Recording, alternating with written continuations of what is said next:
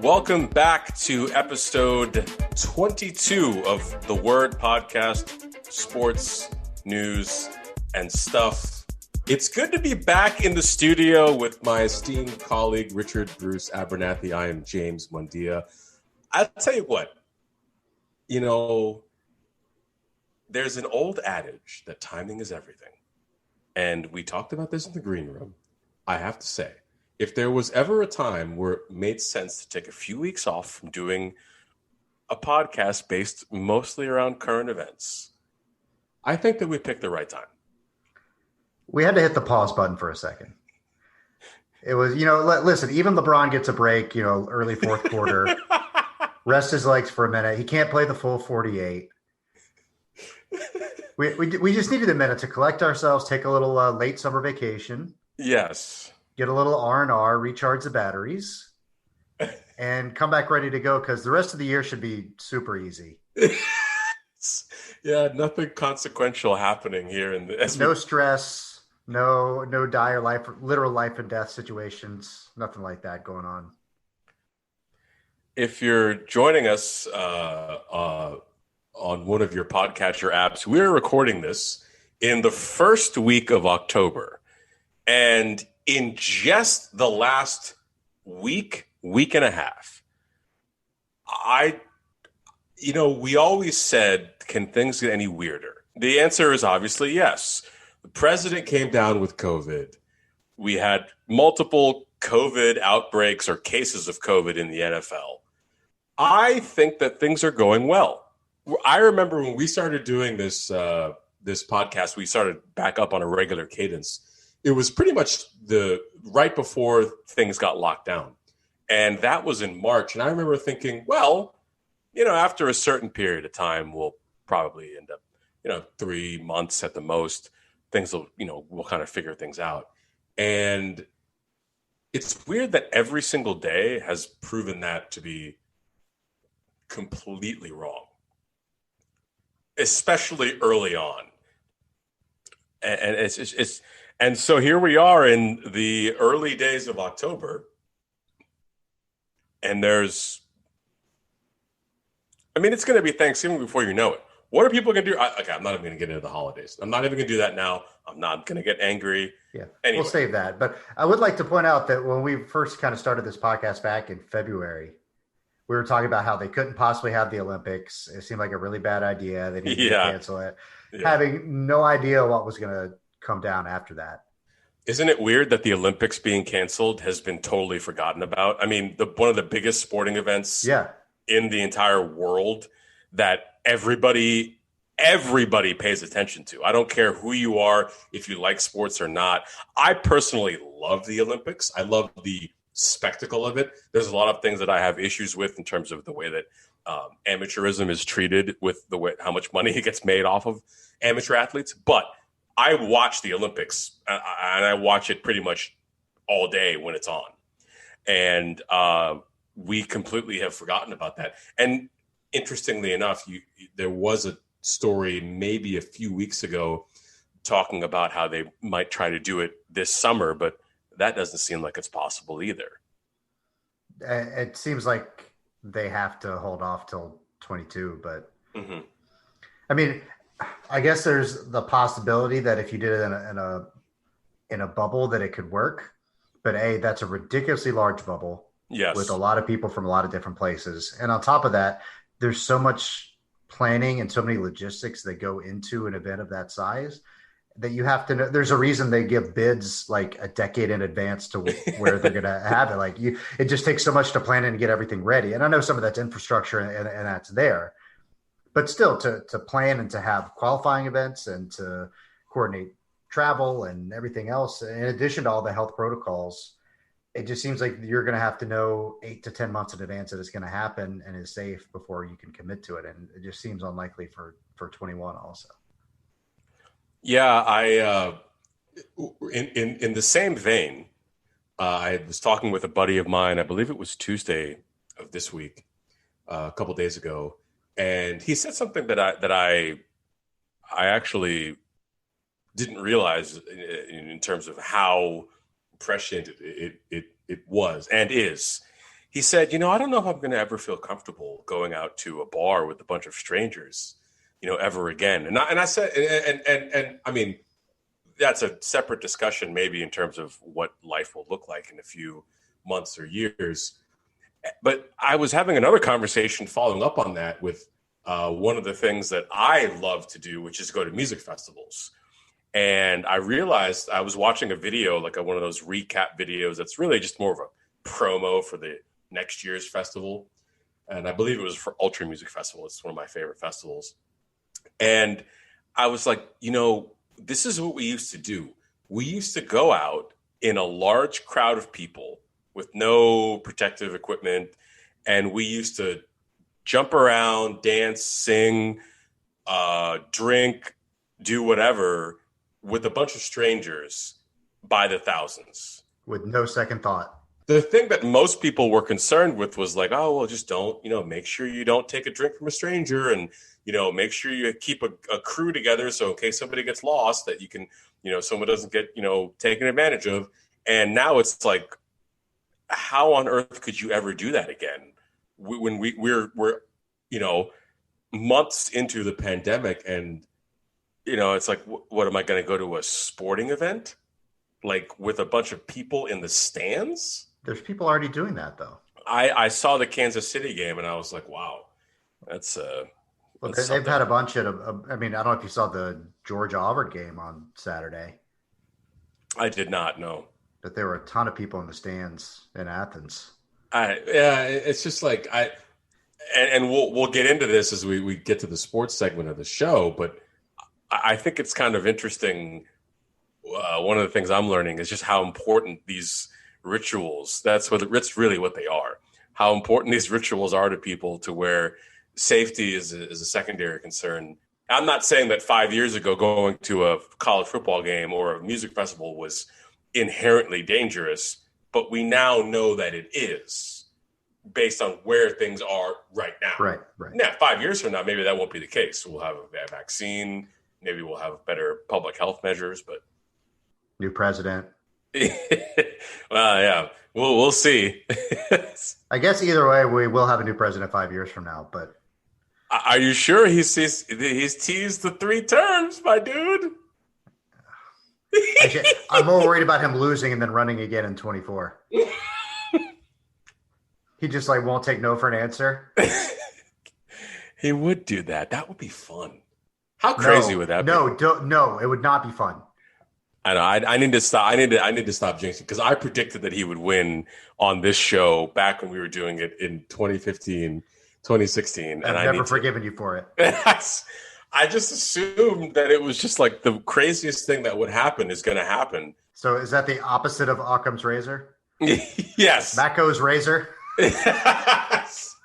You would think that with everything that's happened, the logical conclusion, yes, Occam's razor would be, okay, we have to get somebody new. But no, that's not how things are working in 2020. And it's a little bit weird, or a lot bit weird. But it's good to be back on the air. Something that people we haven't talked about. While we were on hiatus, I actually got a chance to come back to North Carolina. We finally had an in-person co-host meeting. Yeah, we had a planning retreat. Yeah, for the first time in a while, at the park near my parents' house. We saw some good skateboarding, some terrible pickup soccer, ate some burritos, socially distanced, following protocols. Yeah, it was interesting. We were finishing up the burritos at the. There's a little gazebo, I guess, that they have there, and the park staff came and they did a sanitizing thing. And this is what I mean that's so fascinating to me about COVID, the time of COVID. You have people taking measures and taking it seriously. And it's yeah, this is a public park. So we're going to sanitize this place every couple of hours because people from all over are coming in and we don't want to be contributing to the spread. It's okay, that's good. And we were just about done, so it wasn't really inconvenient for us. And then you have other situations, all the way going up to the top, going up to POTUS, but even other places where it's no, I'm not going to wear a mask. No, I'm good. Or, no. I'm just going to, shake hands with people and, It's like, well, that's what also just makes me feel so crazy is that you can tell that there are people that are taking it seriously and trying to do their best. And there are others that are in positions of power where there seems to be this disconnect, or maybe it's arrogance. I don't know. Yeah, and you kind of see the same thing in sports, where you have certain teams in certain sports where they seem to be taking it pretty seriously. Mm-hmm. And then you've got others where it seems like people are playing a little fast and loose with the rules. I mean, just look at the NFL. Let's jump into the NFL. I mean, we talked about it in the green room. I was making dinner tonight, and I'm an Instant Pot fanatic. So I put the thing in the Instant Pot, set it. I came back to check ESPN, get some talking points for the show tonight, check some scores. And it says, oh, well, Patriots Broncos is postponed. I'm like, okay, I guess COVID stuff. I go back to the kitchen. I do a little of this and that, chop something up, check on the food. I come back in, and the page is already refreshed, and it's like, oh, yeah, and Bills Titans, that's going to be postponed too. And I'm like, so what is the strategy here? Are we just postponing games if there's any COVID? Because postponing a game by a day, what does that get you? I was so confused about the Pats-Chiefs postponement, because the only positive case that we heard of was Cam Newton. There's a guy on the practice squad for the Chiefs who was playing the role of Cam Newton in practice, who also tested positive. Wow. Yeah, that whole decision was weird to me, just because it seemed that was much more motivated by wanting that game to be played than the actual health concerns. Right. Like, if that was Bengals Dolphins, there's no way they play that game. They pushed that game, but because it was Chiefs Pats, even with no Cam, they still wanted to have the game. But why suspend it for a day? Like what did that get them? I guess in theory, time to test people, make sure that there weren't more positives. But even then, they were still well within the incubation period, because Cam we found out he tested positive on Saturday. Mm-hmm. So if you had been exposed to him on Friday, and it could easily be like 4 or 5 days before you would test positive if you had it. And it certainly was, still inside that window. Beyond that, beyond the personal responsibility or people following the protocols or people just being smart. And this is something that we've talked about before. I can't believe that the NFL didn't have another system set up for this, or some procedures in place for the schedule to give them flexibility. And things went okay for a while. There were a bunch of tests over the summer and like early on as people were reporting. But then once people got in, it seemed like things were going okay. But it really just felt like a matter of time till something like this happened. And week 4, I don't know what you had in your office pool, but that's where we are. I'm just trying to roll with it, because it's upsetting, but maybe it'll work. I don't know. Maybe this is all part of some grand scheme.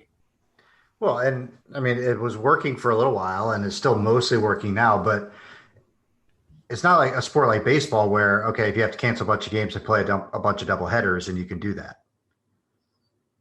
Football is such a taxing game physically, and you have to have so much time to recover and prepare from game to game that you have to have some built-in bye weeks or, flexible schedule to be able to move some things around. It just becomes really hard logistically to do that. And not just logistically, but from a fairness standpoint. Like the Chiefs, after moving that game, they're going to play 3 games in like 10 days, or they were. I think they've now moved the Thursday night game to another day from week 6. It's so ridiculous. But it becomes not just a player safety issue, but also a competitive balance issue. Yeah. And yeah, in a way, it's shocking to me that they didn't have a couple of bye weeks built in just to be able to slide some stuff pretty easily and sort of break it up into chunks. But it's also the NFL, and they don't really give a crap about anybody and just do whatever they want to do. And people just go along with it. And I guess us included a little bit, because I've been watching. I've been getting excited about fantasy, which is nothing new for me. But a little birdie told me that my wonderful co-host, Mr. Mundia over there, is also really enjoying his fantasy football season. And I can't wait to find out why. Do you know why I'm loving fantasy this year? I went home. So a little bit about our league. It's mostly cats that I knew from high school, growing up in the Raleigh area. We all went to different colleges, and we kind of all just kind of formed a group together and started this league right after we graduated college. So our tradition is actually that we draft on Labor Day. Now, this year, there was a lot of confusion about whether we were doing a league. It's a keeper league, and we didn't nobody put the keeper deadline out there. So everybody just lost their keepers. It was kind of confusing. And I didn't pay too much attention to it on the email because I didn't even know if I was going to play this season, to be honest. But we'd always draft on Labor Day or the Labor Day weekend. And people actually will get together in Raleigh because a lot of the league members live there. So I was actually in Raleigh over Labor Day, and that's when you and I hung out. But because of just being at home, kind of being unplugged a little bit, I didn't pay attention to email. So I missed the draft invite, and I missed the draft. So my team got auto-drafted completely. Oh, you're that guy. Whoa. Hold on a second. I know it's a pandemic. Exactly. Withdrawn. Well, I mean, I am that guy. But this year, I'm not that guy because, again, I was at home visiting family for the first time in a while since the holidays, actually, trying to, spend some time with you and other friends. So my team got auto-drafted, and it seems fine. It's not good. It's not going to do any damage. But I love having a team that I have no commitment to and no investment in, and seeing how they do every year. This is what fantasy should be. I don't want to draft. Just give me a team, and I'll do the lineups. And I always do my lineups. I'm not that guy. I'm not that guy with the lineups. You don't have to remind me of lineups. I do them. But I want a team that I know nothing about, that I have no investment in, and that's my team for the year. Now, another thing. I didn't realize we were bringing back the 3 bold statements. I enjoy fantasy football more when I don't draft. The team is just given to me is quite the take. Well, here's the thing. I think the reason why I didn't want to play this year, and I didn't mobilize my intentions quickly enough to make this happen, is because I just didn't care about sports or the NFL this year, and I didn't want to have a stake in it. But the draft happened, and they drafted automatically for me, so I just kind of had to be like, all right, well, here we go. And I like the idea of just seeing what these guys do. And this is also a year where I doubt it's a paid league. We have a pot that gets, first place, second place, third place. And then we have little prop prizes, worst record or, whatever. $25 for the person that's the worst player in the league, that kind of thing. And I don't think there's going to be any money this year. So that's another reason why I'm into it, because I'm yeah, this is great. It's just a thing that I check on Tuesdays. Well, who knows if we even finish the season? I don't think that they will, but, Well, we talked about fantasy football. That might have been one of the lost podcast episodes that we recorded and I never actually got edited.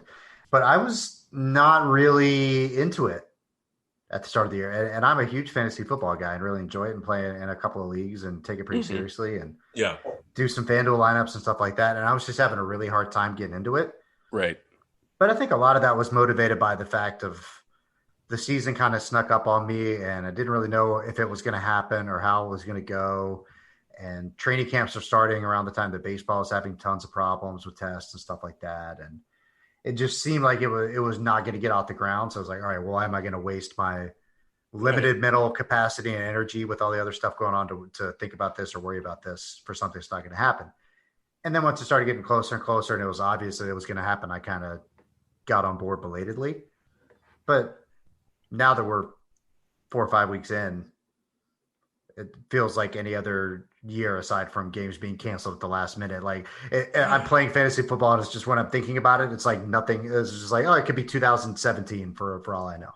Yeah, isn't that strange how I think it really speaks a lot to what the job the NFL has done over the past 10, 15 years is that once games got started, you kind of forget that even with no fans in the stadium, or most stadiums not having fans, you kind of forget that it's crazy times. I mean, it was not this Sunday, but the last Sunday, maybe week 2 or week 3. I can't remember which one, but I had a real lazy Sunday, and I actually, I didn't even watch the games in my living room. I just put it on my computer in my bedroom here. So the bed, I guess people can't see the bed. We're not doing video today, but my bed faces my computer screen, and I just put the games up, and I watched I didn't even do like Red Zone. I just did the regional broadcasts for the noon and the late game and the night game, and just watched them from my bedroom. And I was like,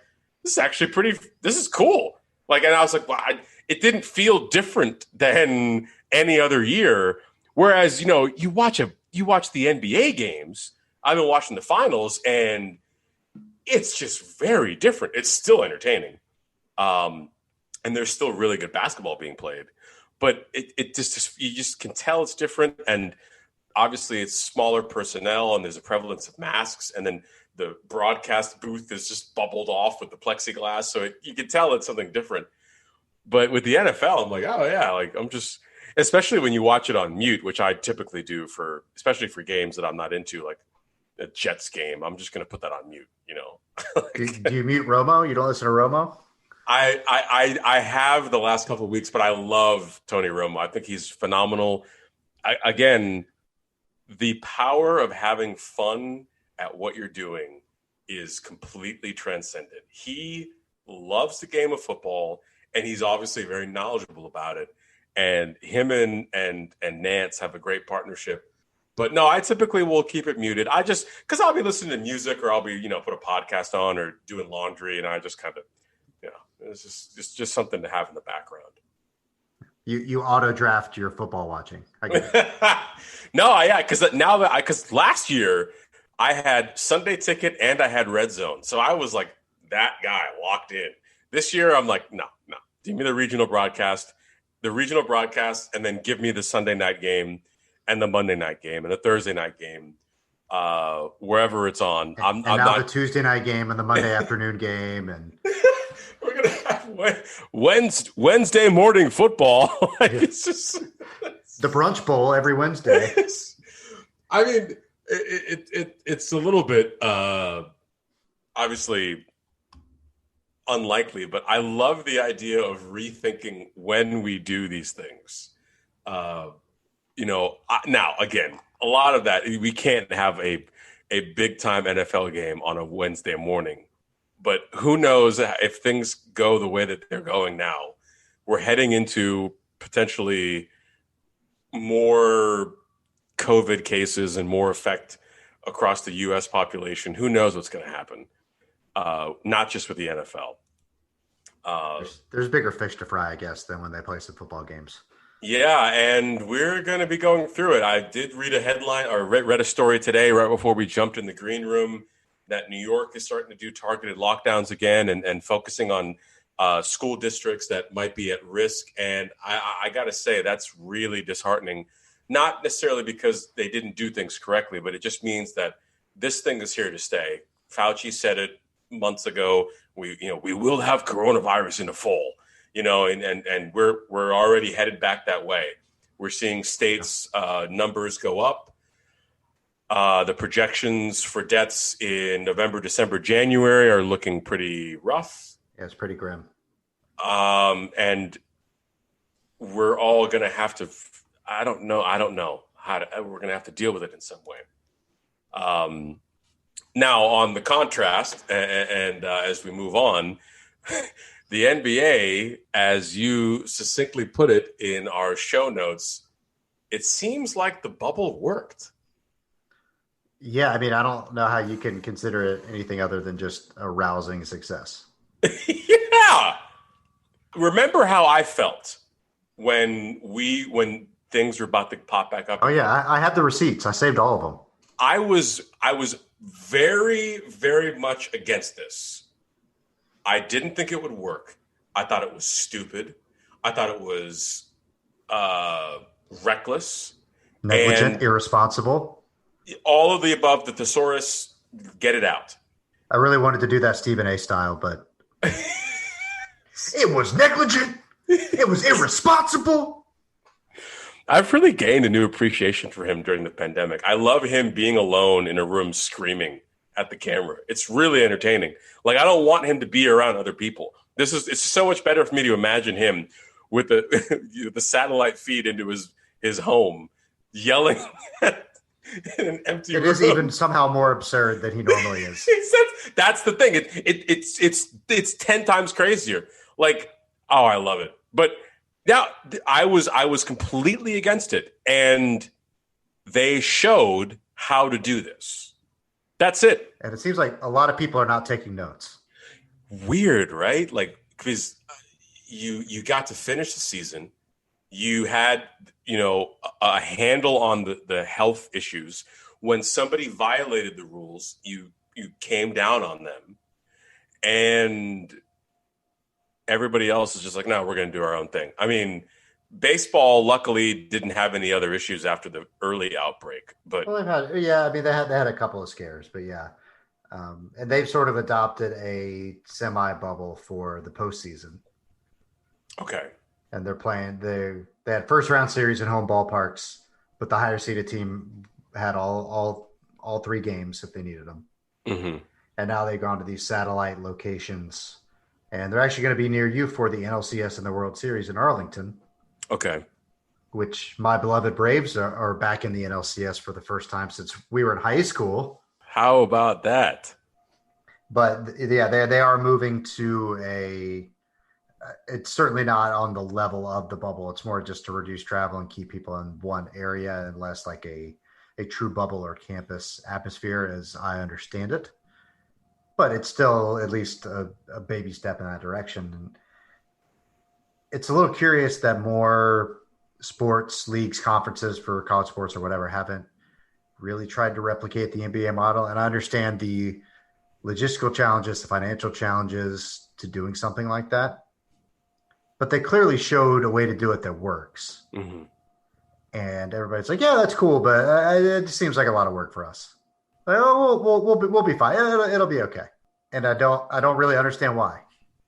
But that it goes back to the mask idea, because it's like you said, it seems like too much work. Every time that I go out, when I don't go to many places. I go to the CVS across from me, the Whole Foods, and random errands around town, but mostly that's, food and errands.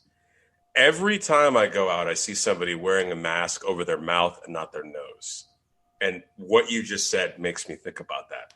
Yeah. It's like this extra little bit for 10, 15, 20 minutes, however long I'm around other people in an indoor space.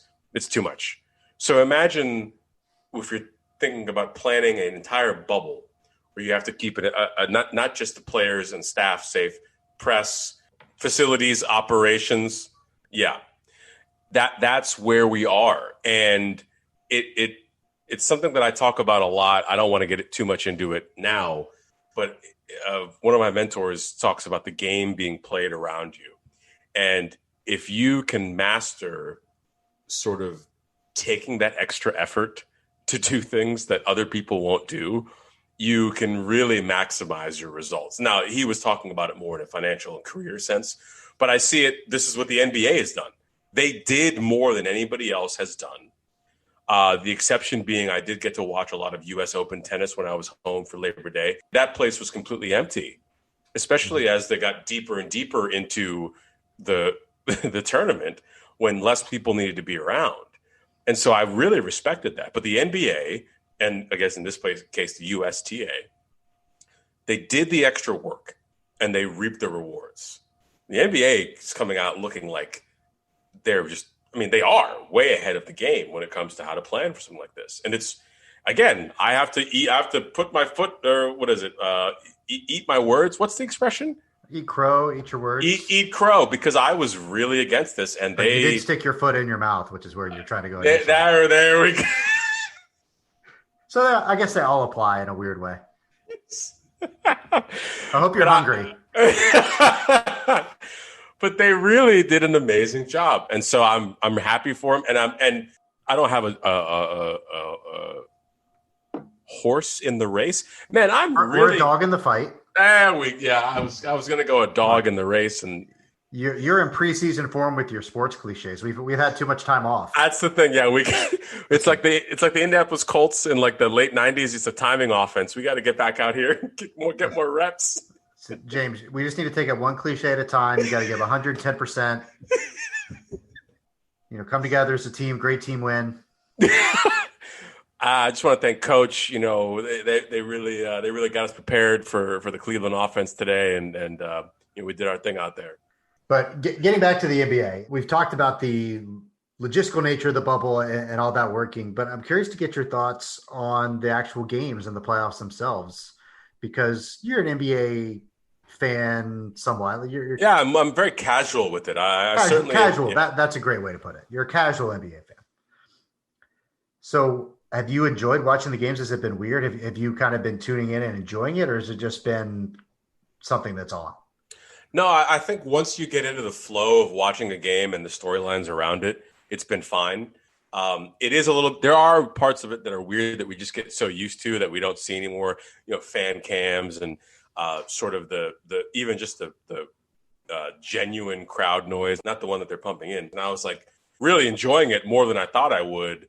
And so I think that, again, you have to tip your hat to the NBA, because they're embracing the experience for fans as best that they can. Yeah. And this is what I think is so interesting about the time that we're in now, is that this is going to become how things are. You think we're going to have fans in arenas in 4 or 5 months? Are you crazy? Like, no. It's possible. What? I'm not saying I agree with it or that I necessarily think it should happen, but I don't think that it's not on the table. I think it's going to be determined by a lot of other factors. Mm-hmm. But I think there are some real significant financial implications for the league. Mm-hmm. I mean, what is it? I think 40% of their revenue comes from attendance and fans being in the arenas. Mm-hmm. And to cut off almost half your revenue long-term and not just take a huge hit from that, I feel like they're going to try to find some way around that. I don't know exactly how that's going to work or if that's going to work. Yeah. But I don't think they've ruled anything out yet, is what I'm trying to say. So I think that it's certainly on the table, but I think it's going to depend on how things go in the country at large rather than just what they want to do. Mm-hmm. Unlike some other sports. And that's the thing that's weird, is it seems like there's a way to do this where, yeah, you have to make some sacrifices, some compromises, but not everybody's doing it or considering it. And I just find it strange. Again, but at a certain point, you kind of get tired of being tired, and you realize this is just how things are. That's actually one of my biggest takeaways from the weekend or week of Trump getting the coronavirus, is realizing, and I told my good friend this, Jay Hoon, friend of the podcast, I told him this on the phone the other day. I said, it was really reassuring to find out that I'm not crazy. Like a guy that has been downplaying the coronavirus for the entire time, he gets the coronavirus. And not only that, it becomes clear that it was because of the way that they were conducting things in the Oval Office and certain events. And you and I have been talking on this show for months about how it's irresponsible, how it shouldn't be happening. And not to say that we were validated or whatever, vindicated, but it just sort of seems like, yeah, what did you expect was going to happen? I'll say that. I feel vindicated. But again, what I'm saying at the larger point is, when you see stuff like this happen, it kind of makes you wonder why isn't everybody hip to what's going on? Right. Like the president got it. This is not a hoax. He went to the hospital the day after he was diagnosed. I want to dive into that, but I do want to talk a little more basketball first before we fully move on to the hellscape that our country has become. Yes. I need to take a quick victory lap, and maybe this is a little premature. Oh. And it's not even really a full victory lap. It's more I just want to like step out of the dugout and tip my hat to the crowd real quick. Okay. I called on this show the Lakers winning the NBA title. Again, going out on a huge limb, picking LeBron and Anthony Davis to win a title. But still, consider everything that was going on and some of the upsets that we've seen in the bubble, and we've seen, the Clippers just completely just collapse, just implode. Playoff P. Yeah, but I called it. I actually got one of these right for a change. What a deserved victory lap. I mean, I don't think there's anything wrong with taking credit for that. I actually didn't think it was going to happen, but that was because I wasn't aware of how dominant LeBron and AD are together, and how they are rising to the occasion. They've both been incredible. Yeah, in circumstances that are obviously very strange for everybody. Yeah, LeBron's been a little more consistent. AD's had a couple of no-show games along the way, but he's also hit some of the biggest shots for them in their playoff run. Mm-hmm. That shot he hit against the Nuggets to win the game. Mm-hmm. He had a monster first two games of the finals against Miami. I mean, he's just an incredible player. Mm-hmm. And it's been really fun to watch those two guys kind of gel into this unstoppable duo, because the rest of that roster is, to be kind, average. Mm-hmm. And because they have those guys and those two stars, and the rest of the people kind of know their roles and, play defense and hit some shots. And, there have been different contributors on different nights, which is what you have to win a championship. A couple nights we've had a couple of flashback Dwight Howard games. Mm-hmm. Alex Caruso, Markieff Morris has hit some big shots for them.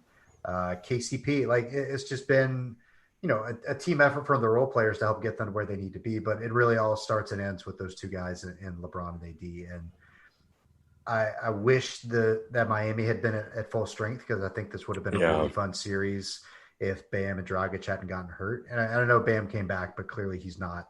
Not 100%, yeah.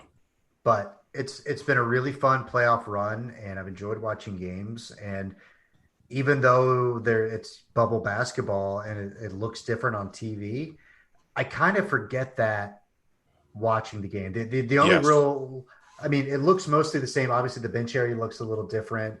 You see the fan wall with the faces, which I actually kind of like, and it's pretty cool. I think it's really cool, yeah.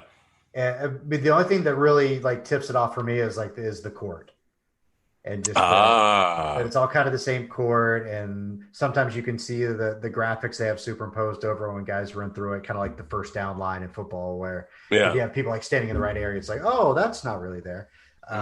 Although it looks a little better with the court, but you can tell. Mm-hmm. But other than that, I mean, it's felt like playoff basketball for the most part. And obviously there's some things you miss. And if you sit and think about it or watch real closely, then I'm not saying you can't tell it's different, but it feels like the same sport and the same game. And it's not just knocking you down that, hey, something is off here. So, and we'll see what 2021 holds and when they start and how that's going to work. But I think for now, we should just be appreciative that we've gotten what we've gotten from the NBA over the last couple of months. Yeah, they did a fantastic job. I have to agree. And it's going to be up to, based on what we're seeing from the general response at large with coronavirus, it's going to be up to individual sports leagues, businesses, entertainment venues to figure out how to do this on their own. Yeah, to fill the leadership void. Yeah. And it's just where we are. Which is disappointing. I think that's putting it kindly. Yeah, I don't want to vent, but it's just, you look at where things are when it comes to the coronavirus, and how even the best response would still be a tough situation for most. And there's still always going to be the threat of a second wave. It's just tough to see how much it's been bungled so far. Yeah. You almost need the meme of the guy who's pointing to his head. It says you can't have a second wave if you never get out of the first wave. We're still in the first wave. That's where we are. It's the joke that I make all the time with my friends, even with my dad, and we talk a lot about this stuff. It's like, if you were a Saturday Night Live writer, you're a junior writer, right? So you're a fresh young stand-up, and they're like, all right, we'll give this kid a shot. And you're like, all right, I got an idea for a skit. There's a global pandemic going around, and the guy that's in charge of it in the U.S., the president, he doesn't believe that it's real. And except he's caught on tape saying that he knows that it's real, and then he's telling people that it's not real. And for some reason, when people find out about that, it's not automatically disqualifying, and a bunch of people don't even care. Right. And then he catches it. The head writer would be like, why did we hire this kid again? Like, this is completely ridiculous, like paint by numbers skit idea. This is not Mad TV. Like, no one's going to think this is funny. Like, anybody could write this skit. And this is the year that we're in. And we're still in the middle of it, right? It's not like, it's not going anywhere. It just makes my brain melt. Just the absurdity of the whole thing. And it doesn't matter what happens. People have their ulterior motives and their different agenda. And facts and science don't matter. And it's clear that, these people don't give a shit about the people that work for them, much less the average American citizen. And that is painfully obvious. It has been for a while, but especially over the last week or so. And it's just every step of the way, whatever way there is to obstruct or to not give out information and not answer questions is all that seems to happen. And the whole thing is just exhausting and mind-numbing, and it's just so stupid. Mm-hmm. And to your point about not feeling crazy, like that's how it feels. Like, I constantly feel like I'm one of the only people in the world that sees how ridiculous this thing is. And I know that's not true. And I know we can get in our echo chambers of what people think, but there are certain things that should be echo chamber proof. And this is one of those where it's like, it shouldn't matter what your politics are, what your beliefs are, what your opinions are on different things. It's like, there are just certain topics that are true or false or right or wrong or happened or didn't happen. And all of these things that should be handled differently and dealt with in a much more serious manner than aren't, and are impacting real people every day. And it's like people just trot along by, well, that's politics for you. Yeah, I think people are exhausted, and this is the time to stay vigilant, because it really has an effect on what's going on. And I think that, strangely enough, the president coming down with coronavirus doesn't seem to have moved that into the forefront. It's sort of like, oh yeah, we're good. Well, it's so telling that when it was first announced that he had, or I guess when he announced that he was positive, that the reaction for so many people was, is this real? Is he telling the truth? Should tell you everything that you need to know about this guy in this administration. If you can't be trusted to tell the truth on whether or not you have a disease. And I'm not saying there was any reason not to believe him other than, everything else that he says and does. But the fact that was a question that people were asking and were legitimately like contemplating is just a snapshot of how insane all of this really is. It didn't seem real. Let me rephrase that. When I was watching the news coverage again over the weekend when he was diagnosed, I guess he got diagnosed early, or announced it early Friday. And you texted me that morning. I remember I was like, what the hell is going on? And But watching the news over the weekend, it seemed like I was watching some kind of like parody. Like everything just seemed so extremely dramatic, but then also at the same time kind of a joke. I didn't really know how to take things because it's a serious situation. One of my favorite correspondents on national security, Sam Vinograd on CNN. I follow her on Twitter, and she has some national security experience in the Bush and Obama administrations. She pointed out quite often that this is actually a big national security risk. Yes. If we don't know what's going on with the president, and we're not seemingly going to get any answers. And again, now he's back in the White House, so I guess things are okay. I don't know. Well, and he's taking medication that can have cause manic episodes. I wonder what Trump having a manic episode would look like. Stop. Somebody, again, another tweet that I saw is, they were like, Trump is within hours of taking experimental drugs that have side effects that could be psychological, is out here tweeting all this stuff and saying that we need to indict this person, that person. And it's just like, this doesn't seem real. Like how is this happening? And then he's telling people, don't let coronavirus control your life, and just coming off completely tone deaf. This is mere seemingly minutes after, that crazy statement about how he studied it and he understands it now and he gets it. And, I didn't really understand it before, but now I understand it. It's like, how did you not understand it before? This has been a problem for a long time. This is not some complex thing. Yes, it has a complex solution, but figuring out what the problem is and what goes on is pretty simple. He went to real COVID school, according to him. Yeah. And then to follow that up with but it's really not a big deal, guys. Don't let it control your life. It's that's not really the tone that you want to take. And then it would also probably be a good idea to not insinuate or pretty much outright say that you might have gotten it from a Gold Star family when you met them. Yeah, what is going on? It's like, dude, just stop talking. Why? Champ, why don't you sit a few plays out, stop talking for a little while? I feel like we're like broken records because we keep coming back and saying what's wrong with this guy? What's going on? And we're never going to get the full story. We're never going to know why he's doing what he's doing in terms of if you would ask somebody, hey, why did you do that dumb thing? You might get an answer at some point, but we're not going to get that. We know the answer. He's a terrible person. That's the answer. But is it that simple? And I'm not saying that that's simple. I'm just saying why. Okay, actually, let me rephrase that.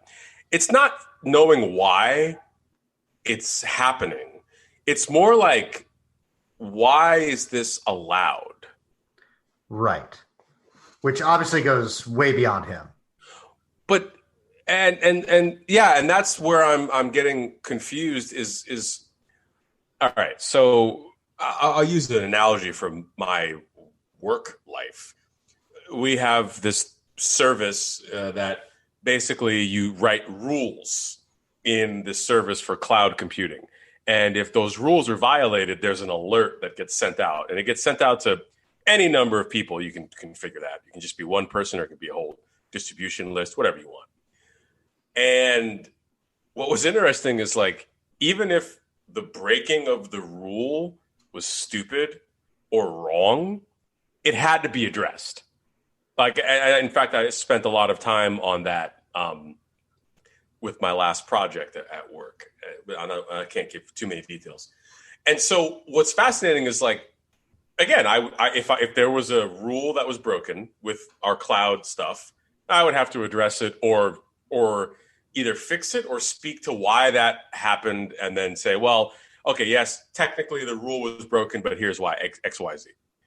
And what's interesting is with some of these protocol things with Trump and the administration, especially as we saw it during him being in the hospital and us not knowing what was going on, and if we're going to have a continuance of power doctrines having to be adopted, it would seem that would raise one of these alerts or rules to people to be like, hey, this is not a drill. Because that was one of the things that I stuck with throughout the whole weekend was this is not a drill. Whether or not people are like, oh, he doesn't really have it or he's just doing it as what? I don't care. He's in the hospital. So this is not a drill. So what is going on? And there's no oversight. And I think that's a problem because it just sort of seems like people are like, did we give up? Are we just sort of like accepting this? I just find it odd. Yeah, I have the same feelings, and that's a across the aisle issue. That's not just a Republican problem. That's a Democratic problem also, where it seems like they're far too quick to just be like, well, throw up their hands, shrug emoji. Yeah. Just no one does anything about it. And it's, I obviously hold the Republicans more accountable for this than the Democrats, but it's not just one side versus the other, but both have played a role in allowing this to continue unchecked, and not only unchecked, but in many cases encouraging it and pretending like it didn't happen. And, I didn't, like the Bob Woodward tapes. Well, I haven't heard that, or I haven't read that article, or I haven't done this. It's like that's just like the standard cop out line of, I really just haven't had a chance to review it. and I'll kind of close out with this. Is that we've been off, this is our first show in about 2 months. We took a little break. Yeah. We could go for 8 hours tonight and not go through all the crazy shit that has happened. Right. Just from him. I mean, that first debate, which was just wild. Yeah. And that's kind of the last point I want to make with that first debate, because it seems like we're not getting another one. Because he apparently doesn't want to do the virtual one or whatever. Yeah. My biggest issue with the first debate, besides the obvious of like the tone of everything and how everything was handled and how he behaved and all that, but the response to it and the way people covered it really didn't sit well with me. How so? All right, I'll try to use an analogy. Let's say you're at a party back when you could have a party. Yeah, yeah. And everybody's like pretty well behaved, and people are partying, and they're like, they're not sitting in church, but like people aren't causing problems. And you got one guy that's just he's just belligerent. He's trying to fight everybody. He's breaking stuff. He's causing a scene and makes so much noise that the neighbors call the cops and they come. And then if the story was, oh my God, this party was out of control, everybody was just trying to like tear this house down. It's like, no, it was one guy causing a problem. Yeah. And it made everybody else look bad because they were there with him, but they didn't actually do anything to cause this. They were just there. That's sort of what this felt like, oh, the wild debate. And this is like, no. This guy showed his ass in front of the entire country and showed the type of person that he is. Right. And that's what needs to be talked about. And instead of just brushing with painting with broad brush and using broad strokes to try to paint the whole thing as a terrible night for America. It's like, yes, it was, but we need to be more specific as to why. And I felt like Biden sort of got lumped in with that, and like he was part of the problem also. And that felt just really off base to me. And it's so hard. And I understand that being in the media is a difficult job. And when people act so crazy that reporting what they do and say makes it seem like you're being partisan, even when you're not, is a rough position to be in. But it doesn't mean that you have to change how you report the facts and how you tell the story. You can just literally say what happened and pretty succinctly be like, this guy was a jackass, and not just be like, well, a lot of people made mistakes. And that's sort of how I felt like it was covered that night and the next day. And that just didn't sit well with me. And I think we need to be better and part of the reason that he is not held accountable is things like that. That's a small percentage, but it's part of the problem. And it's part of how people read it, and people that didn't watch it and just read the story. And they're just like, oh yeah, Trump and Biden were both just interrupting each other being crazy. It's like, that's not really what happened. Yeah. Interesting. Yeah, it's funny that the narrative got dragged into, oh, well, this was an absolute dumpster fire. It's like, well, it was, but that was because of the way that one particular candidate, I guess, incumbent or whatever, was acting. I like that party analogy. That does make sense, because then it's like, yeah, everybody gets dragged in, and then everybody has to go home, and it's, yeah. Oh, my gosh. Oh, hey, good thing. We're already there. Yeah, we're gonna be here for a while. Man, election night is going to be something special, even though we're not going to know the results probably. Yeah. Election month. Yeah. Oh my gosh. Yeah. Any final thoughts from you on no on this before we move on? I mean, I feel a little bit better venting some of that out. Yeah, that's good. No, I think it's important. That's one of the things I love about doing the show, is that we do get a chance to sound some things out like that. No, but I am complete on that issue. We do have some very important things that we need to get to. You've got some interesting takes. I don't want to call them hot takes, but they're certainly not lukewarm. They're like medium high. On the stovetop, they're like a 6 or a 7 right now. The first thing I'm going to say is, I saw all this hoopla about the Travis Scott burger a few weeks, maybe a month and a half ago. And I thought it was like a joke. I was like, well, what is this? But apparently they have a Travis Scott burger at McDonald's. I've not had it. I've not had fast food in quite a while. But I do think it's a genius idea, because I think that what we're experiencing for marketing these days is that everything has to be a meme. I think it's the way that ideas are getting passed around. And so the idea of a popular rapper and figure in the entertainment industry, a member of the glitterati, really, with the having a relationship with Kylie Jenner and a kid with Kylie Jenner.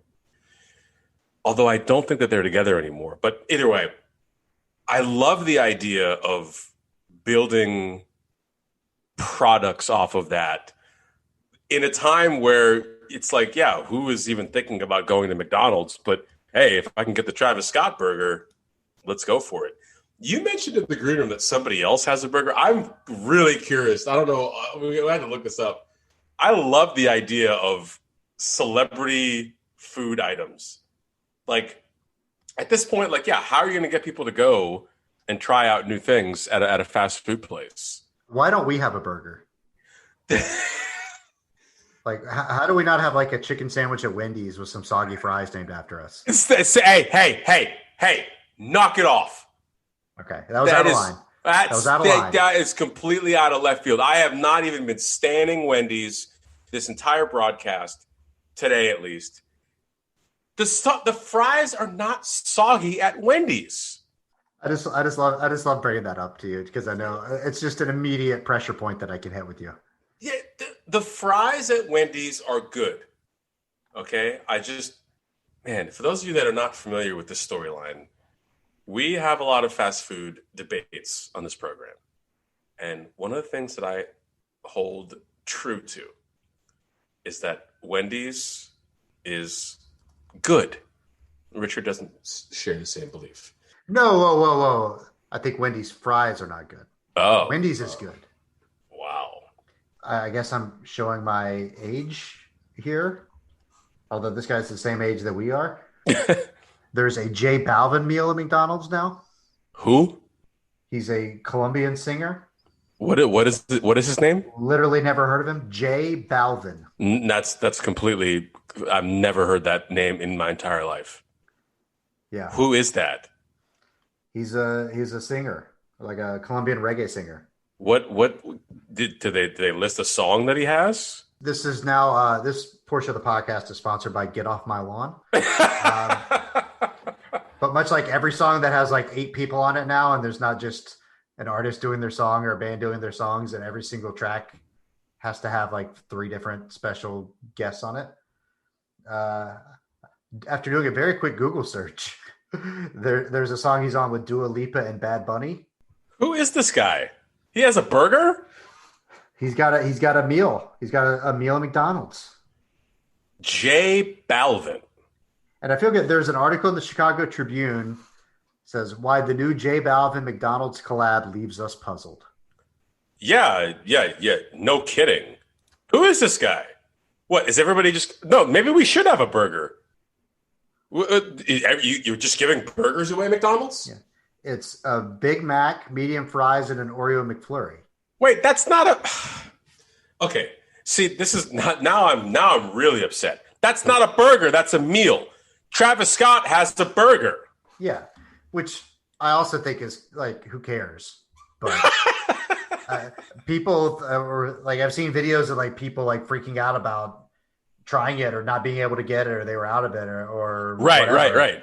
That's the thing, because it's a meme. Like, everyone wants to go out and do it now. Yeah. But it's like a pretty basic burger, right? It's just got like bacon and like barbecue sauce or something. Maybe it's probably a double bacon cheeseburger, and they just named it the Travis Scott burger. Like, I've seen it. It doesn't look like anything crazy.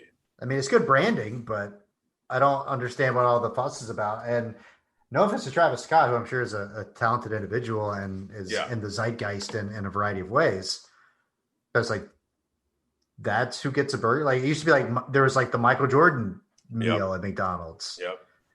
And, maybe that's just more my speed, the sports angle, rather than the music industry. And so maybe I'm just coming at it from that point of view. Or I guess I'm really not the intended audience anyway. Right. No, the intended audience is teens, is young people that want to be a part of the meme, because it's not about the food. This is what I love about where McDonald's is going now, because everybody knows like the food is really generic, right? Yeah, but I still enjoy McDonald's. I love McDonald's. I'm a fast food addict. That's why I don't eat it. A double cheeseburger and a McChicken and some fries, I'm freaking good to go, man. Dude, when I DJ'd in DC, the place that I was at for every Friday and Saturday for a lot of my career DJing was right down the street from one of those 24-hour McDonald's. And I used to tear that place up after a gig, especially when Uber came around and I didn't have to worry about running to catch the train. So I could wait in line at the McDonald's for a while, because, 24-hour McDonald's in DC on a Saturday night, you're going to be in line for a while. Right. So when Uber came around, I was like, I don't even care. I'm going to go in there. I'm going to tear this up. You had a gig for 5-6 hours standing up. After the gig, I would go to that McDonald's. I'd go to town, jump in the Uber. Oh my gosh, man! I love fast food. It's again why I don't eat it, because I don't want to balloon up to 350 pounds. You love it, but it doesn't love you. Man. And now I'm getting to the point. Have you had this experience yet? We're both in our mid-30s. Now I can eat a greasy fast food meal, and I'm at the age where I actually can, the next morning, I'm like, oh, that wasn't a good idea. I never had that before. Now I'm like, oh, gosh. Like, I can actually feel it. I mean, I can tell, like, if I've, like, eaten stuff that I don't normally eat and eaten badly, like, I can, like, feel a difference in my body, especially if I, like, try to work out or do something strenuous. But I still have a pretty, like, iron stomach. And, like, I don't, like, feel bad the next day, or I don't have, like, crazy heartburn. I mean, random things happen here and there, but like as a general rule, I'm totally good. Like, it doesn't matter. Really? But I can, especially having, gotten my diet a little more stringent and eating better overall for a couple of years now. I can, when I do have those like cheat days or eat something crazy, like I can tell a little bit, but it's more of just like, okay, I can tell that I've gotten off, but I don't feel bad, but I can just feel a slight difference. But I kind of know what you mean, but it's at a lower threshold for me. Yeah, no, I it was never that way. I mean, again, when I was doing the DJ thing, my friends used to make fun of me because it was like, if it wasn't McDonald's, it was 7-Eleven pizza. It was 7-Eleven hot dogs. And they were like, dude, what are you doing, man? I just had a gig. I'm hungry. And they were like, aren't you going to feel bad the next day? I never did. Now it's at a point where it's like, again, it's so rare for me to eat fast food. And that's not like a virtue signaling thing. It's just during the pandemic, it just doesn't really feel like I'm not going to roll out to a Wendy's, and well, it's unhealthy in even more ways than it was before. Right. And then another thing, and we'll save this for another show. This is another reason why I also don't order food a lot during this pandemic period, is I'm really starting to have a hard time with making people that are essential workers go out and do stuff for me. I'm over that. And I know that again, obviously we tip them and they get a wage, but that's just for another show. Yeah, I do takeout and I'll go pick it up, or I'll get like a pizza delivered. Yeah, but I don't do like Grubhub or Uber Eats or anything like that. Like I'll go get it. Yeah, I can't do it anymore. It's just, which I've been a little conflicted about, because it's like, is that a good thing? Like, am I doing a good thing, or am I like not helping them, or whatever? Like, it's kind of a gray area. Right, because for instance, and this goes into what I'm going to be talking about next with my pandemic secrets, like secrets. Like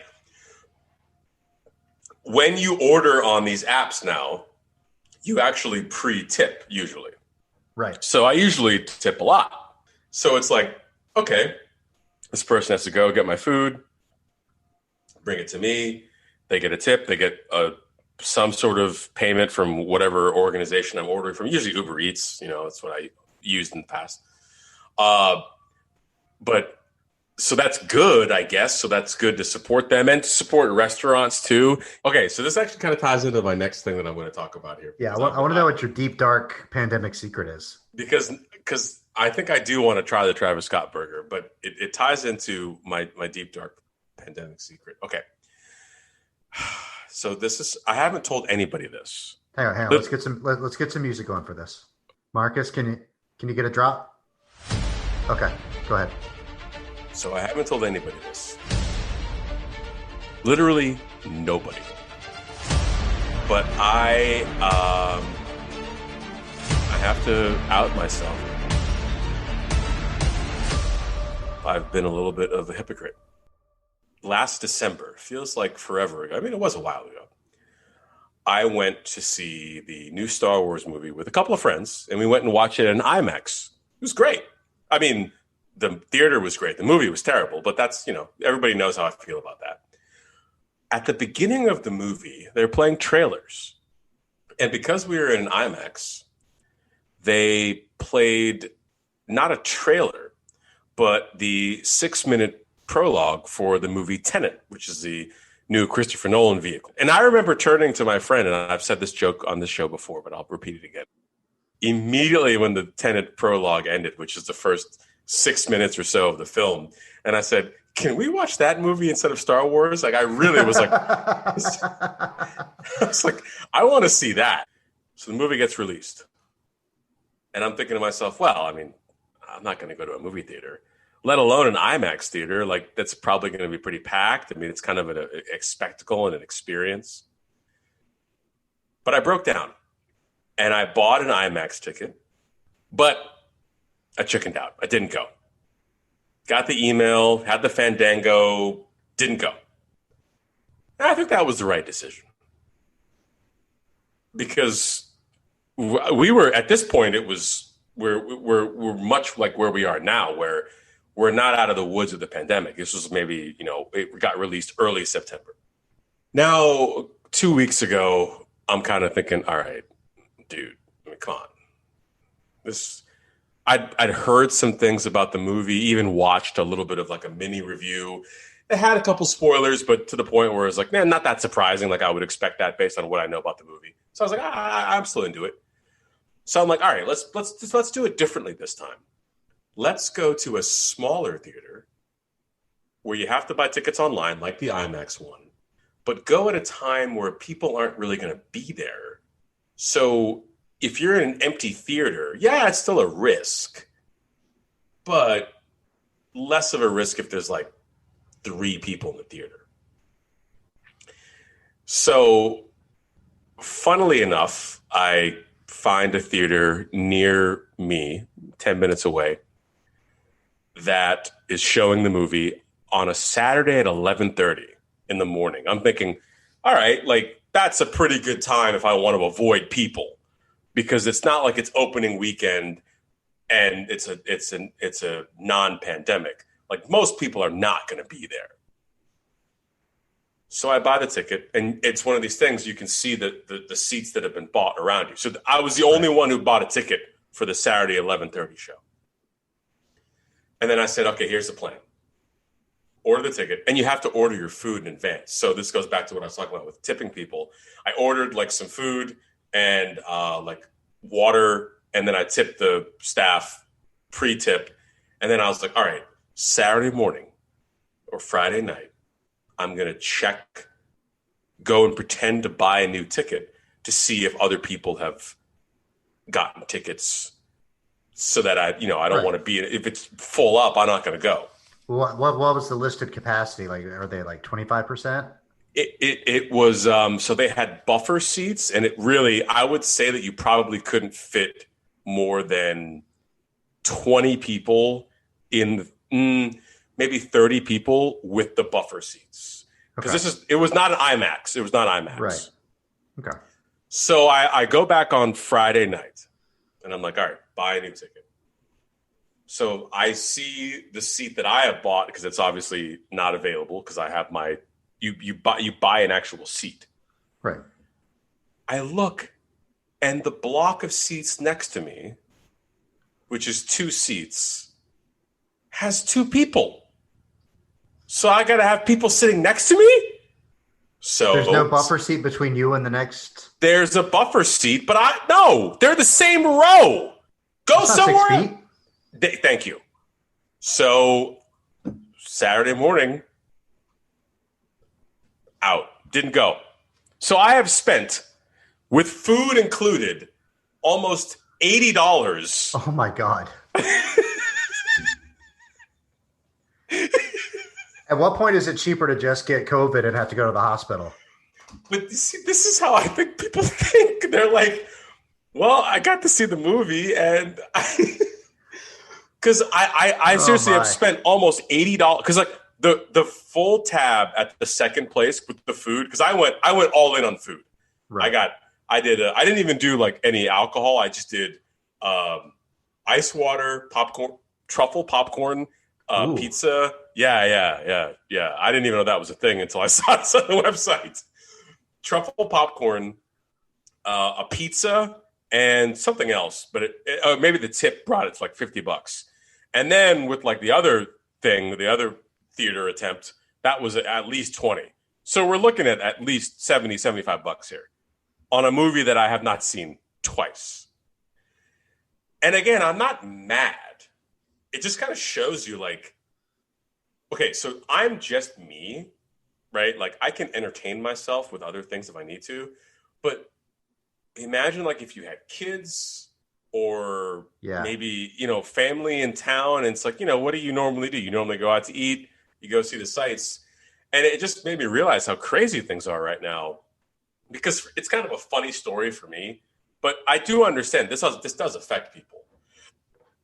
And I almost broke, man. Because I'm Mr. Masks, distancing. Yeah. You're very diligent. Yeah. And I just really wanted to see the movie, but I couldn't do it, man. Again, I feel okay with a decision. But. Well, and that's something that you and I have talked about offline.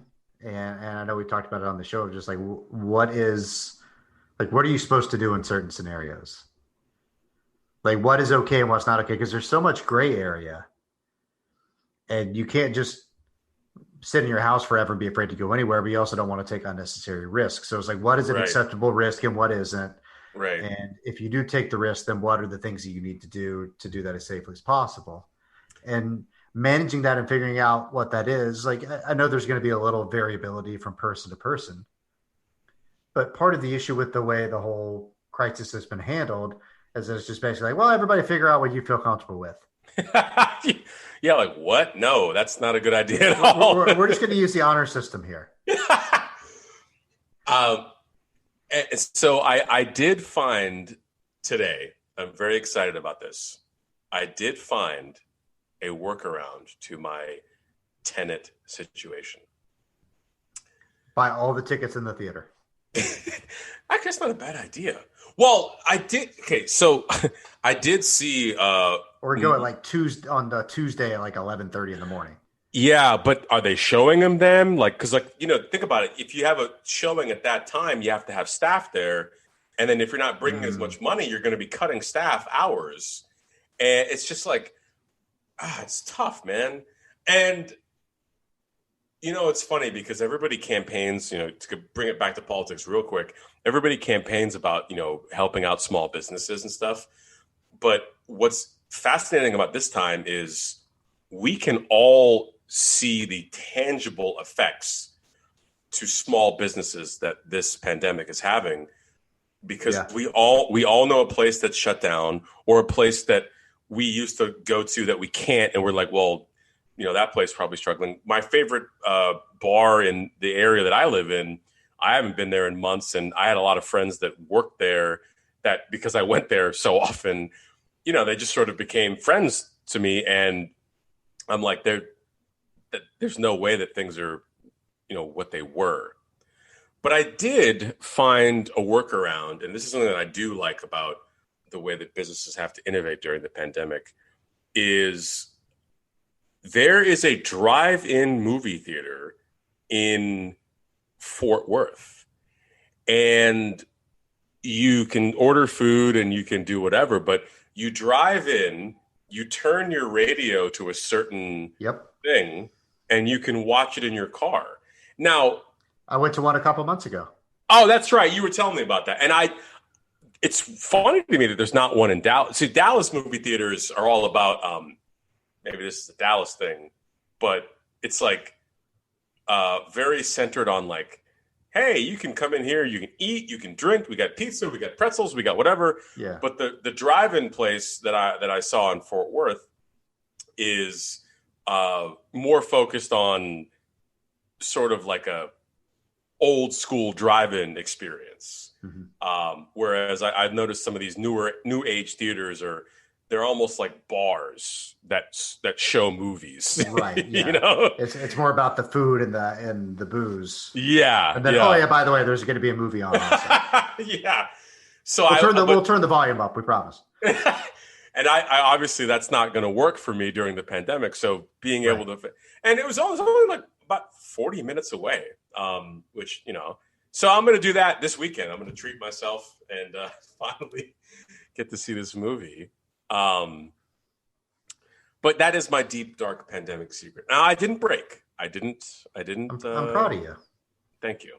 That means a lot. I would have understood if you had. I mean, you're not exposing it to other people. You're working from home. You're not going out and or doing too much socializing outside of what's, necessary for just human life. Right. But yeah, I respect and appreciate you being so responsible. Yeah. So I'm excited. I've never been to a drive-in theater. Actually, maybe once when I was a kid, but it's like a fuzzy memory. Yeah. They're pretty fun. I don't think I've been to one, but I'm excited to go. And I'm also excited to go on my own because I'm going to they're like, oh, you can't bring in outside food or drinks. And I'm like, yeah, please. They all say that. You better what are they going to do? You better watch yourself. I'm about to bring in, you talk about Wendy's. I might go Wendy's and get a tuna sub from Subway. Well, see, they'll be able to smell that when you pull up, so you probably shouldn't. But yes, that is my deep, dark pandemic secret. I've been teasing it with you in our planning discussions for the show. So we'll see. But I'm also really excited about the movie because I've heard good things. Box office is a little dicey though. But again, people can't go to movies like they used to. So yeah, no, I really want to see it. So give me a spoiler-free review once you go. I can't wait. Yeah, I really can't wait. Like, I don't know why it took me so long to think about this because especially I just spent a lot of money getting my car fixed. So it's like, all right, I'm going to milk this. Like, let's go for it. So Yeah, I'll give you the spoiler-free one. Don't worry. I'm stoked. I'm really stoked. I've heard actually mixed things about it, but I don't know if it's like a Christopher Nolan thing, but people are always very not opinionated. It's not the right word. It's more like people have an axe to grind with him, and I think it's interesting. It's not quite to the M. Night Shyamalan level, but it's in that area code. Yes, exactly. Right. Like you have people that are like, Chris Nolan's a hack. And I'm like, I don't know, man. Like, I also don't think he's the greatest director ever, but I think that he does good work and I enjoy his films. It is almost like there's backlash for the sake of backlash, just to be different, just to go against the grain. So weird. But you know, actually is really bad at basketball. LeBron James. Right. I can't tell you how many arguments I've gotten into about that guy. Like, I'm like, it's just weird. I'm not even gonna like do like a sports snobbery thing or like a basketball snobbery thing, but it's like you have to realize that there's something special about this guy, whether you like him or not. Again, same thing with Tom Brady, and that's a tough one for me because obviously I'm biased. But no, you have Cam now. You're good. Yeah, when he gets to play again. Yeah, but. Just real quick on LeBron before we kind of close this out, and something that I meant to say earlier that I kind of forgot. We do take for granted just how ridiculous that guy is. Yes, absolutely. Just seeing what he does in the finals at his age with the number of games that he's played and the number of minutes that he's played, to do what he does so consistently and at that level at that age is just absolutely incredible. And I saw an interesting tweet from somebody, I think it was yesterday, a basketball writer I follow on Twitter. And he said, what year would you feel like absolutely confident that LeBron would be bad at basketball? He said, I think I'm going with 2027. Wow. And it just goes to show how insane he is. And I know that we're not going to do the sports talk, Jordan, LeBron debate and all that nonsense. No. But it's a point that has come out during the finals broadcast. I think Van Gundy was talking about it the other night, where he said, if you just look at career accomplishment, like the career that he's had when he's done, that he's really going to have a pretty strong case to have the best career, not necessarily be the best player, right? But to have the best career of anybody. I mean, maybe you put Kareem in that discussion. But I mean, he could retire as LeBron could retire as the all-time leading scorer, won a bunch of MVPs. He's closing in on a 4th championship. He's on a bunch of all-time lists for rebounds, assists, and I mean playoffs. Pretty much every statistical category, he's in the top 5, if not the leader. It's just insane what the guy's done and done so consistently. And in an age of sports where you're here and then the window shuts and you're gone and we never hear from you again. And even if you're a pretty good player, you don't really reach those heights on a regular basis. Mm-hmm. The way he just brings it every night, every year is just so impressive. And it's one of those things that's hard to fully appreciate until he's not around anymore. So I've tried to really kind of embrace and enjoy that over the last couple of months of just his greatness and what he does on a nightly basis. That's a good point. It's what's making the finals so fun to watch. It's like, you're watching 2 things happen. You're watching the eventual ascendance of AD, and you're seeing him realize, hey, I can do this. I can be the guy. And then he's doing it alongside a legend who is still doing his thing. And it's like, this is like, we need to be like, I guess back in the day, we would say, hey, we should be recording this on our VHS tapes. But I guess now it's on DVR. But it's just, you're exactly right. It's really, again, I have to eat crow because I didn't want this to happen at all this season, but it really has made me become a sports fan again. And I didn't know that was possible. And by the way, okay, let me say sports fan. American Major League Sports. I haven't watched any baseball, but I've been watching here in the afternoons. I mean, the Braves have been playing in the afternoon. That's my team, which helps. But it's still kind of cool I'll throw it up on the other monitor while I'm working on my computer. And afternoon baseball is kind of a fun thing. It's cool to have that option, right? Now, one thing that I will tell you though, and again, we'll save for another show. The international world of soccer, football, whatever you want to call it, I'm not even going to get into that. They have a lot of work to do with me. I am so over it. And I don't know if it's COVID or whatever, but the contrast to that is the American Major League Sports. You know, hey, the Dallas Stars were in the finals and we didn't win, but you know, like I'm back into it again. I'm like I'm loving this. I'm loving reading about like sports news and not in like a perfunctory like, oh, what's the score of the game? Like I'm kind of like, oh, this is storytelling. Yeah, I want to get back into it, and so it's been great. And you are right, like we are taking like the LeBron thing for granted. It's like this guy has been so good for so long, and I dare to say I think that he's a good role model for a superstar athlete or any athlete in terms of the way that he carries himself. And I think that's really on the court, off the court. Yeah, it's something that's refreshing. Again, it can get taken out of context, and we've discussed it in the green room many times. You know, shut up and dribble. You know. Yeah, and he can seem a little calculated with some of it sometimes. Mm-hmm. But it also goes to show the amount of thought he puts into it and how important it is to him to do certain things and talk about certain subjects. I feel like some of that, a little bit of that comes with the territory, but right. He understands he has an impact. Right. I mean, what he's doing with, you know, getting like you get out the vote campaign and some of the pressure that as part of the, you know, player association putting on some of the owners to use the arenas as polling places and things like that. Like he's been involved on some level in a lot of things politically over the last couple of months. And it has been good to see those guys use that platform to try to make a difference outside of just, you know, the games. Yeah. Moving on from LeBron's greatness, we could talk about that for another 2 hours. Okay.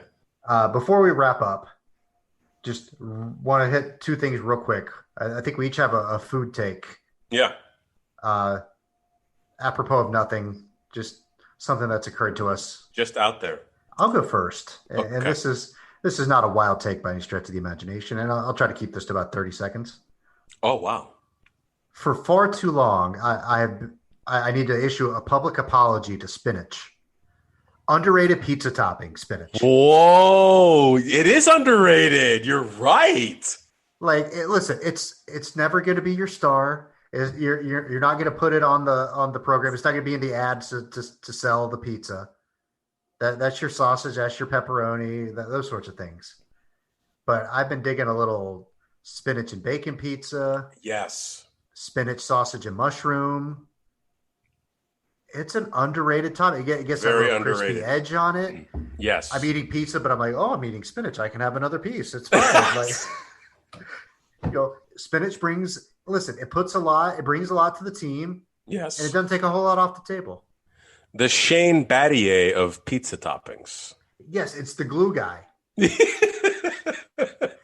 It's going to make the proper rotation. It's going to talk on defense. It's going to make the extra pass.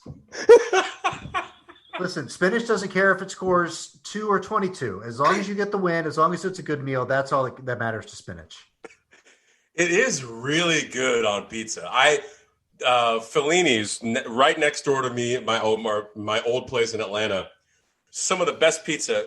Actually, no, I'll go ahead and say it's the best pizza I've ever had in my entire life. That's two bold statements tonight. Yeah, no. Fellini's is. There's a lot of things that I miss about Atlanta that I wish I could partake in during the pandemic, even though I don't live there. But if I were living in Atlanta during the pandemic, I'd be ordering from there all the time because they just 10 minutes. You call in 10 minutes, it's ready. You go walk down the street and pick it up.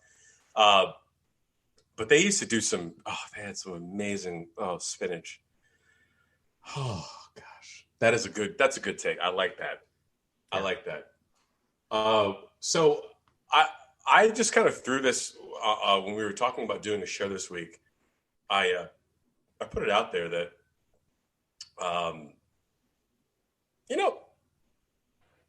I guess I'll preface this by saying I've been trying to get back into the ketogenic diet. I had some success with it in the middle of my time in Atlanta. And I love the ketogenic diet. I love I didn't know it was ketogenic. I've only heard it called keto. Obviously, it was short for something, but I've just never heard anyone use the long form name. So clearly you're serious about this. Oh yeah, no, I'm like, that's just my personality. Like, I really want to know all the science behind it and how it works. Ketogenic, is that like if you're an NFL analyst, you have to say National Football League instead of NFL? I so love when they say that. It sounds so pretentious. It's like, yeah, we know what you're talking about. Yeah. Okay. Like you don't hear any basketball analysts be like, listen, in the National Basketball Association, these are the things you have to do to win. I think that's true though. Yeah. I think that if I go long form, it means I'm about that life. And ATL, about that life. So I've been trying to get back into it during a pandemic. It's actually been surprisingly hard because like the normal struggles with the ketogenic diet is like, okay, I'm working in an office, so I got to have breakfast ready before I head in, which is rare because I'm usually rushing in to get in the office. Yeah. So I go to the McDonald's in the that's attached to the building that I work in. Sausage McGriddles are not keto friendly. They are not, no.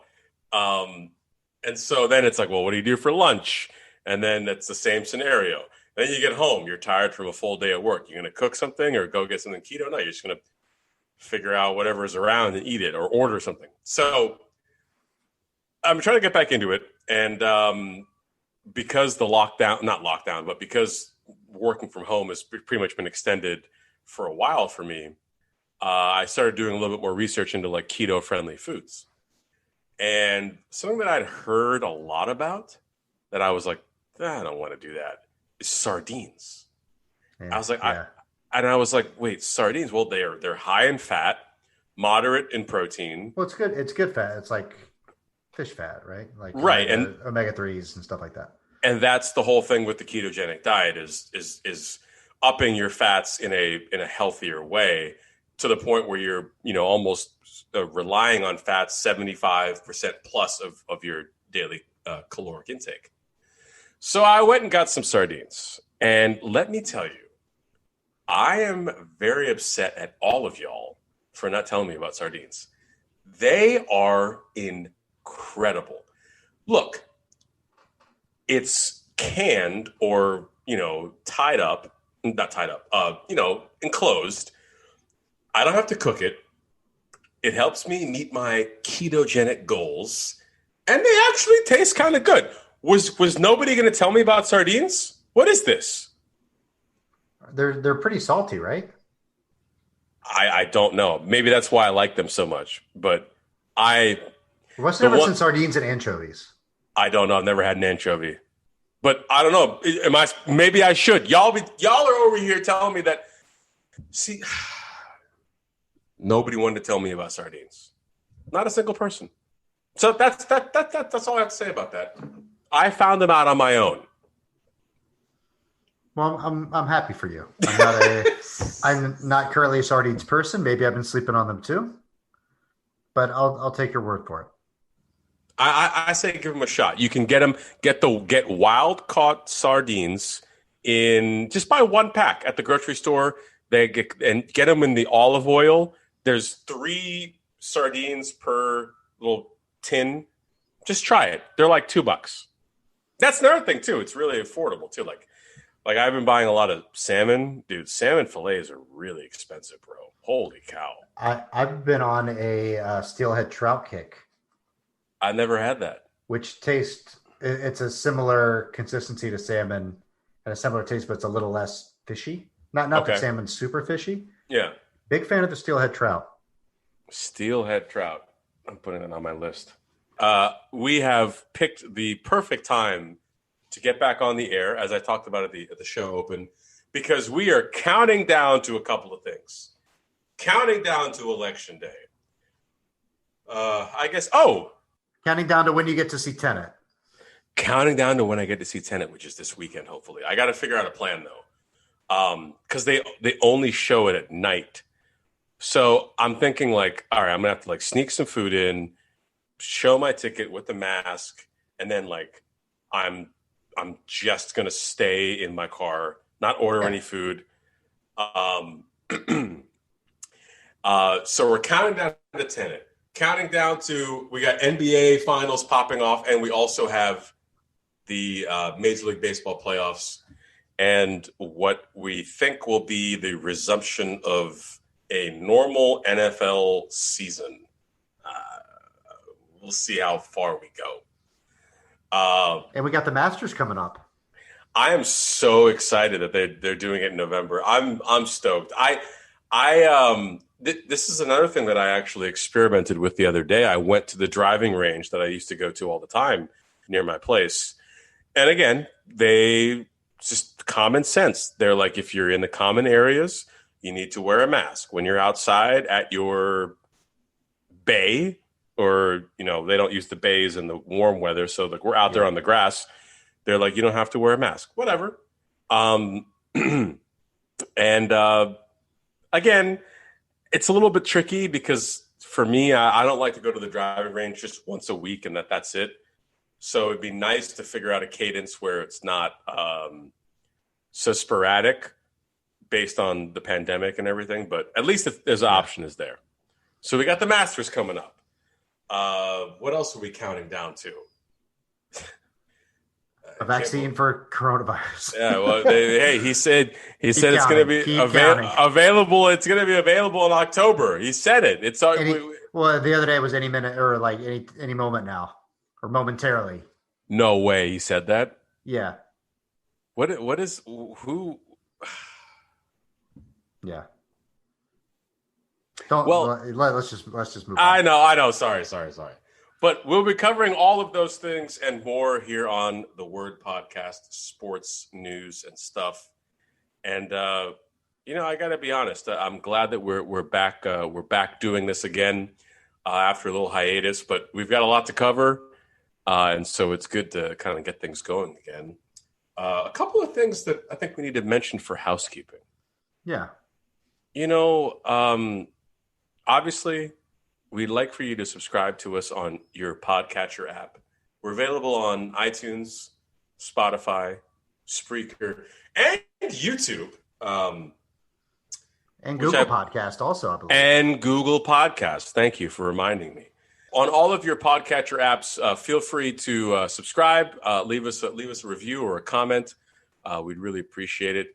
We will be back next week to cover all of the normal, non-weird things that are happening in the world of sports news and stuff. Yeah, we didn't even talk about tax returns. Oh my gosh. That's how wild shit's been. You had to remind me. Yeah, sorry. For my co-host, for Richard Bruce Nicholas Abernathy. He is James Israel Cousins Mundia. Thanks for listening to the Word Podcast, sports news and stuff. We'll catch you guys next time. Everybody stay safe out there.